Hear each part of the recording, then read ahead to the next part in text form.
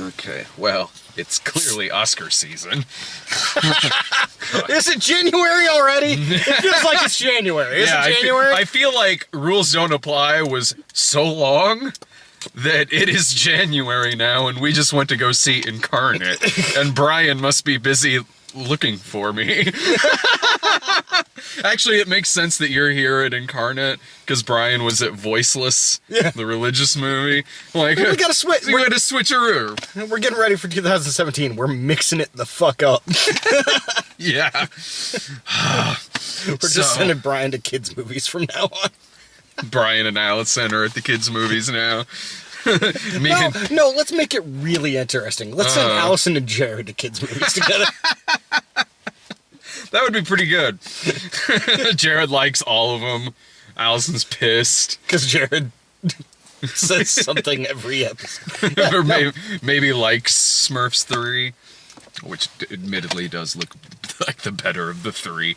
But, so Incarnate is a piece of shit that's playing in theaters right now. That was a stunning hot mess. This movie is...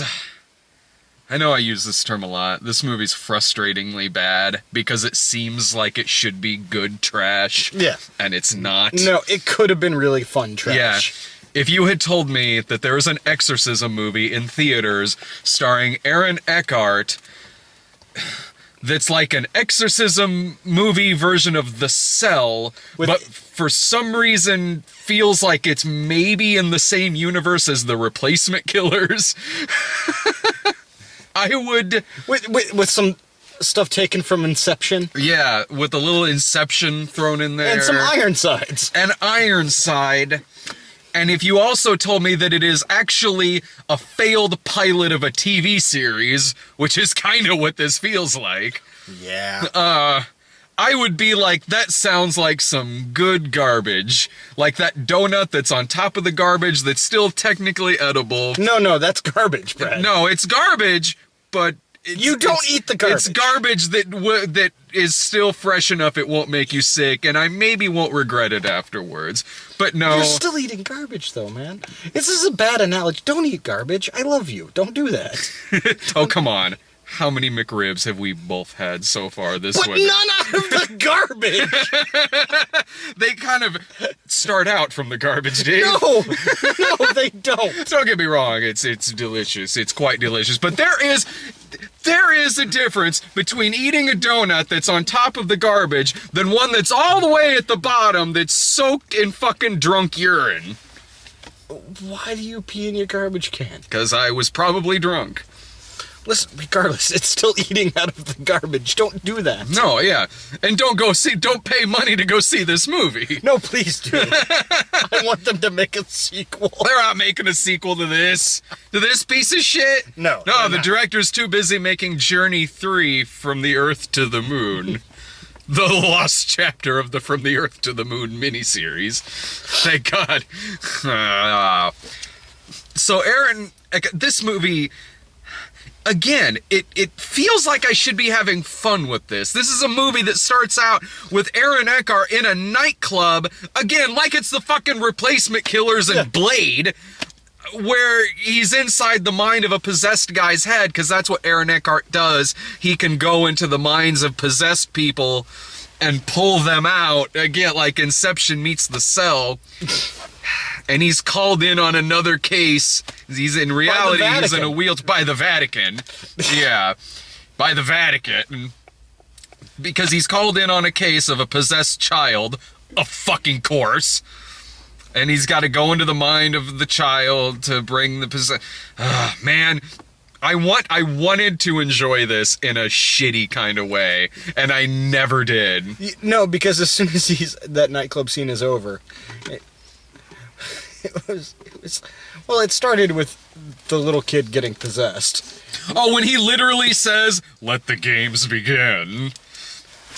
And that is not even the worst line in this movie. No. Because the worst line is kind of amazing. The worst line was when it went from being like, this is awful, to like, this is awful. This is mesmerizingly awful. When Aaron Eckhart, which I have always loved Aaron Eckhart, Oh, same here. and by God do I have even more respect for him after this, because he plays this part as if it's not trash, as if like he's back in another Christopher Nolan movie, as if he's in a Neil LaBute film. Yeah. He does not sleepwalk through this. He is playing this like, I'm a great actor and I'm hired to do a job and I'm doing my job. But see, the thing is, I think he was kind of sleepwalking through it, but he's such a good actor that it didn't... That you can't tell. And he's so obviously the best part of this horrible movie. Yeah. That it's just kind of like, well, shit, he could just be making fart noises and he'd still be the best part of this horrible fucking movie. Yeah. Him in this movie is like Kevin Bacon in The Darkness. It's sort of like, what is happening here with this? Suddenly there's a level of acting gravitas brought to this shit. Like the Kevin Bacon horror movies from the late 90s, early 2000s. Like, well, those were still good. Like Stir of Echoes was fucking good. What's the one, Paint It Black? No, that used Paint It Black. Yeah, it was something. No, it was that. It was Stir of Echoes. That used Paint It Black. Okay, yeah. That was a good movie, though. Now, Stir of Echoes 2, on the other hand, with Rob Lowe, that's more along the lines of some shit like this. Like The Cell 2, that direct-to-video sequel. Fuck. And with a straight face. Like, I gotta hand it to Aaron Eckhart. He never cracks in this movie. He never shows a smirk. He never shows that he's in on how shitty this is. He goes from beginning to end. He had to know. Yeah, he had to have. And from beginning to end, he does it with a straight face, and he says the line, "When I was 26, I figured out I could go into the minds of possessed people." Okay. And this is 3/4 of the way into the movie. And there is nothing added after that. Nope. That is their explanation, which opens up so many more questions. No, it's, this whole movie is one of those movies that, like, it tried so hard to explain everything of what's happening. And it's one of those movies where it's like, listen, man, this is a cheesy horror movie. Mm-hmm. Let us just go for the ride. We don't need a whole lot of explanation. Like, it's more effective. Mm-hmm. Like, you could have the dumbest fucking concept. Totally. And if you execute it well, we don't need the explanation. Mm-hmm. It follows. Yeah. The dumbest fucking concept. But they made it scary. One of the most effective scary movies in the past 15, 20 years. Damn good fucking movie. No, totally. But it is one of those movies, when you read the description and really think about it, you're like, this is fucking dumb. Yeah. This is something to where if you had, like, maybe the visuality or, like, the art design or something of, like, The Cell. Yeah. The movie could have been effective. I mean, it could have been intense and scary. But out on the flip side of that, as like a late-night B movie or something, it still could have been fun if this was like a Christopher Lambert film. Yeah. Like, it could have been like a total blast. They just... like, it's frustrating in the sense that almost all of the elements are there. Like, even the concept, as dumb as it is, it's like, you can make this work. Yeah, you can make this work. Mm-hmm. But the guy who wrote it was just like, I gotta make it. Everyone's stupid. Let's explain it. And it's just like, let's add some more backstory to it. It's like, no, dude, we get it. His wife and kid are dead. Yeah. Let's move on. Yeah. His wife and kid are dead. You can kind of tell what movies the writer of this had watched recently when he wrote it, because Aaron Eckhart's sidekick is Joaquin Phoenix from 8mm, and not to mention the fact that the climax of this movie involves the demon coming out of the kid and possessing Aaron Eckhart, who then opens the window and jumps out of it. That's really familiar. I could have swore I seen that before. Didn't that happen in Repossessed? Yeah. Fucking Christ. Yeah, no, it's just kind of like... There's so much to...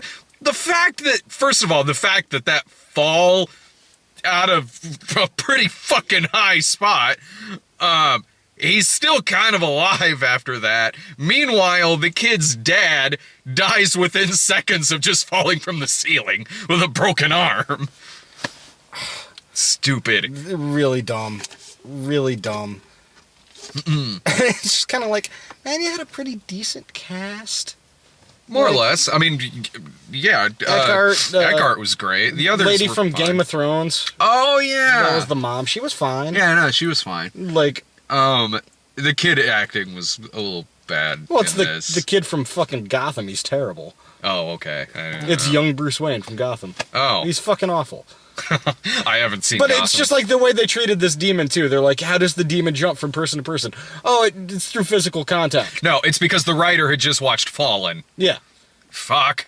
Yeah, it's through physical contact. Okay, I'm just gonna go in a room alone with it, and I'm gonna take a bunch of drugs so I fall asleep. Mm-hmm. But there's this demon right here that could jump into my body just by poking me. Mm-hmm. This makes a whole lot of sense. Let's not chain it up or fucking nothing. Yeah, they go exactly. I was thinking It's the just same sitting fucking there thing. in the middle of the fucking floor. Everyone's stupid. The fucking dad goes in there to talk to the kid, and they explicitly tell him, no matter what that fucking demon says, you don't fucking touch him. What does he do? He gets his fucking arm broken and dies from falling 5 feet. Oh, the other... it's just... The movie contradicted itself so many times. It took time in the beginning of the movie to have a note that I actually kind of liked, where they're like, they're not demons. Like, it's not denominational. They're horrible creatures, but every religion has a thing for them. Like, it's not just you, Catholic lady. Yeah. And then he defeats it by shoving a cross in its mouth. Yeah, which is one thing I will say about when I saw the poster of the movie where the crucifix is going inside the screaming mouth, in my head I was like, that's eye-catching, but I'm sure it's one of those posters where nothing like that actually happens in the movie. No, it actually does. Doesn't make any goddamn fucking sense. That actually happens in the movie. Why did this movie have the credits from Stranger Things? Because Stranger Things was popular. Another thing that the people who made this movie just watched. God, I can't. A lot of fade cuts. It was a weird mess of a movie. It was such a mess. It was a goddamn mess. I don't know what in the fuck this movie is doing in theaters at all, let alone December. Like, I hate to say it because I'm not furious at it as I have been at a lot of terrible movies the past couple of years, but this is, I really gotta say, on the bottom 10 movies of the year list for me, I think. I might have to think about that, but but just from a storytelling perspective, this was one of the worst I've seen in a really long time.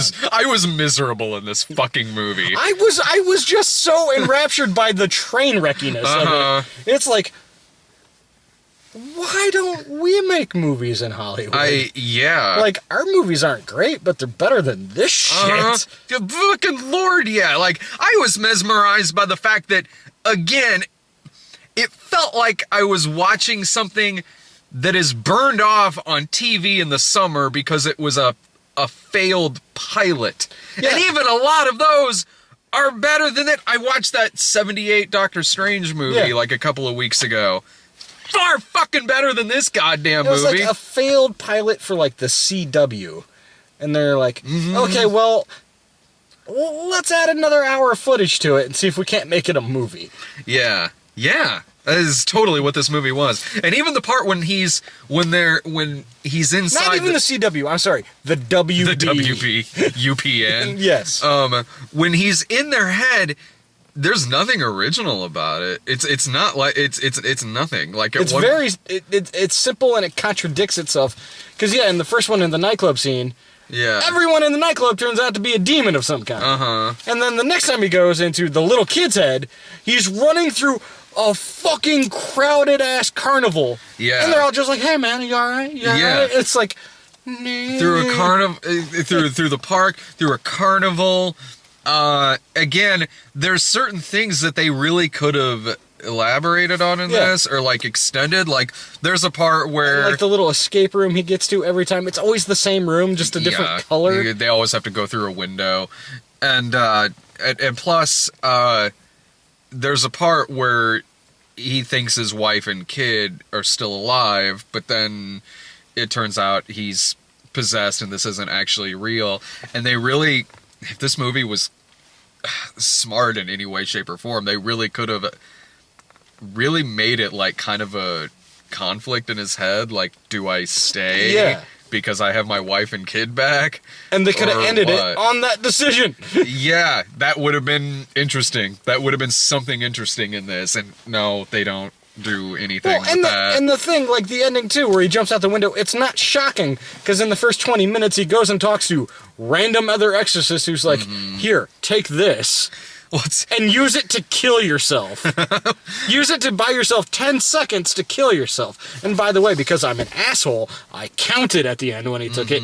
It took him 35 seconds to kill himself. Because you know what? He's handicapped, and he crawled across a floor to get to a window. It did not take him 10 seconds. Well, that reminds me, too. Did they say something in this movie about, like, all of this has to be done, like, in 2 hours or something like that? 8 minutes. Oh, okay. 8 minutes. I got you. And it's one of those things, like, if you're going to set up that rule in a movie, I hate it when you don't stick to that rule. Yeah. Like, if you say something has 8 minutes, and then in my opinion, unless you're cutting back and forth to other things, yeah, you have 8 minutes. You have 8 minutes to do this scene. Exactly. And if it takes a second longer, then you failed as a filmmaker. Like, honestly, that's my opinion. Yeah, or you failed as an editor. There's exceptions to every fucking rule. Sure. Yeah, if it's a parody, like, or not even a parody. I mean, if you're doing slow-mo or you're doing something else, yes, you can bend those rules. Or if it's good enough that you can ignore it. Like Goldfinger. Yeah. Like at the end with the bomb going off in Fort Knox. Yeah. And like, that was ridiculous. But yeah, that's a great fucking movie. But if you give yourself a timeline, stick to the fucking timeline. And it drives me nuts that... No, I agree. It is one of those things that'll instantly take you out of a movie. I can't say okay, it's going to take a half hour of screen time. Yeah. I mean, I can't say I necessarily noticed it in this movie, but I was busy just wanting this shit to be done. Yeah. I had had enough of this fucking movie 20 minutes into it. And this movie, it was just like, he had these two assistants with two different characters, and neither of them got fleshed out at all. Lord, no. But the girl one, I thought, was just completely unnecessary. Oh, you could have made that just one character. Exactly. You could have totally made that one character. And then the representative from the Vatican is, for some reason, a beautiful woman. Like, let's be honest, if you work for the Vatican, you're either a security guard, a nun, or a priest. And that's fucking it. That's fucking it. Even their lawyers are fucking priests. You don't have a woman in a tight business suit as your fucking representative. Which goes along to this feeling like a fucking CBS procedural. Exactly. Especially with, again, the, like, tattooed sidekick shit like it's fucking NCIS. He works with computers, give him tattoos that make no sense. Give him a metal shirt. I don't I don't recommend this at all. I don't even recommend this as like a Netflix watch or anything. This was really bad. If you want something like dumb, silly, and stupid, just throw on a Netflix and things like that. There are better. There are way better options than this. Yeah, no, there's plenty of dumb, stupid things to kill an hour and a half or just have on in the background. This isn't worth it. No, like, don't give bad shit like this isn't bad in the way like, yeah, watch it. I want this guy to make more movies. Like, this is bad in the sense that we need to stop this man and end his career because. Should not be making movies. Or not this. Not, yeah. And I feel bad because obviously there was some talented people that probably worked on this. Like, you know, like, whoever did the camera work did a fine job. It wasn't outstanding by any means, but it was fine. It certainly looked like something you would have seen in the 1990s. Oh, yeah. In the late 1990s. But not even because I love some great, like, late 90s trash. Like, I totally do. I could watch The Replacement Killers any fucking time. This even if this came out 20 years ago, it would still be a piece of shit. And not a fun piece of shit. Like, this would be crap. Any other final thoughts on this? Fuck this movie. Fuck it. I could be at home holding my child. And instead, I'm at the shit with you. It Incarnate. Well, at least it was only 90 minutes. It was a short film. It didn't feel like it. It kind of did to me because it felt much shorter than Rules Don't Apply did, which Rules Don't Apply far fucking better movie than this. I almost want to bump my recommendation of Rules Don't Apply up to just like a matinee. So I'm like, more movies like that should be in theaters regardless of all the fucking problems it had. Not this shit. I don't even know what next week is. Assassin's Creed, maybe? I don't Yeah, I fucking think so. know. But anyway, whatever it is, we'll see it. See it.